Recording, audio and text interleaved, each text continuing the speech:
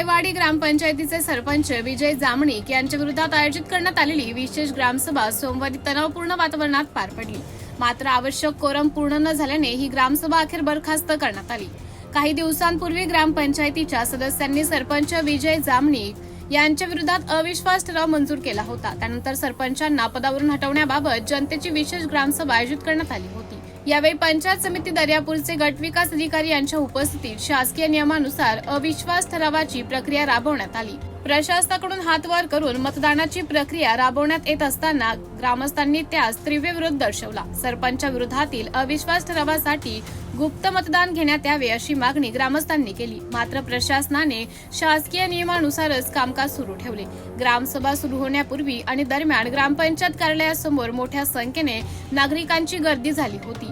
यावेळी काही ग्रामस्थांनी छत्रपती शिवाजी महाराज की जय तसेच डॉक्टर बाबासाहेब आंबेडकर की जय अशा घोषणा दिल्याने काही काळ परिसरात तणावाचे वातावरण निर्माण झाले। परिस्थिती नियंत्रणात ठेवण्यासाठी दर्यापूर पोलिसांचा बंदोबस्तही तैनात करण्यात आला होता। अविश्वास ठरावाच्या प्रक्रियेदरम्यान आवश्यक कोरम पूर्ण न झाल्याने विशेष ग्रामसभा बरखास्त करण्यात आल्याची माहिती गट विकास अधिकाऱ्यांनी दिली। सरपंच विजय जामणिक यांच्या विरोधातील पुढील कार्यवाही व निर्णय जिल्हाधिकाऱ्यांच्या आदेशानुसार घेण्यात येणार असल्याचंही त्यांनी स्पष्ट केले। ही ग्रामसभा होती ते सरपंच श्री विजय ज्योतिराम जामणिक त्यांना पुन्हा विनंती करून सुद्धा त्यांनी ग्रामसभेमध्ये सहभाग घेण्यासाठी नकार दिलेला आहे।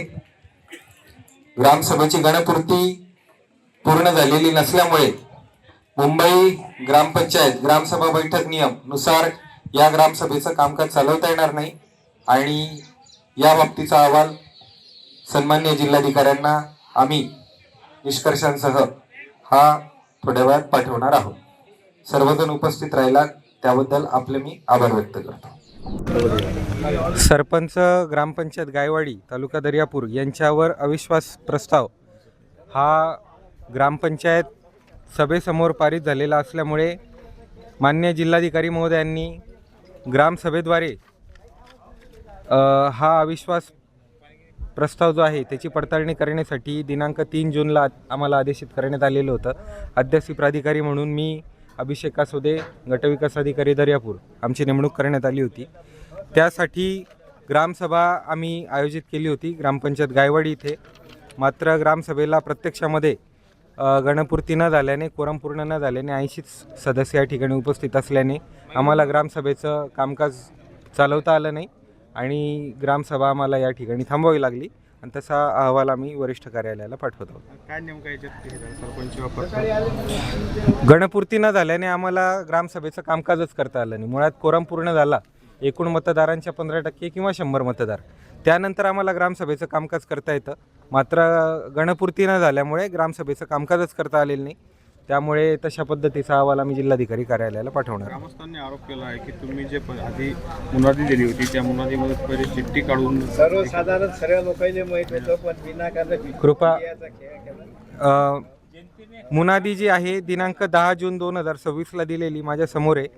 त्याच्यामध्ये चिठ्ठीचा उल्लेख असा आहे, मतदार यादीमध्ये नाव असलेल्या अनुक्रमांकांची टोकन चिठ्ठी देण्यात येईल। चिठ्ठी जपून ठेवावी।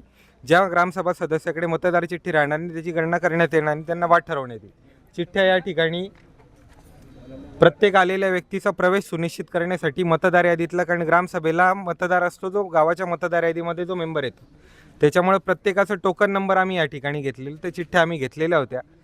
गावामध्ये असं आम्हाला दिसतंय जे आरोप होतात त्याच्यामध्ये की या चिठ्ठीचा गैरअर्थ काढून गुप्त मतदान वगैरे अशा पद्धतीच्या काहीतरी चर्चा सुरू झाल्याचं आम्हाला कळतं। मात्र मुनादीमध्ये गुप्त मतदानाचा कुठेही उल्लेख नव्हता।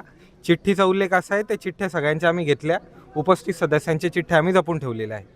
पण पूर्ण झालं नाही मग पुन्हा विशेष ग्रामसभा नाही, तशा पद्धतीच्या कोणत्याही सूचना आम्हाला प्राप्त नाहीत। विशेष ग्रामसभा होती ती जिल्हाधिकारी महोदयांच्या आदेशाने होती। मात्र गणपूर्ती पूर्तता न झाल्यामुळे ती परत घेण्याबाबत कोणत्याही प्रकारची तरतूद किंवा आदेश आम्हाला प्राप्त नाही।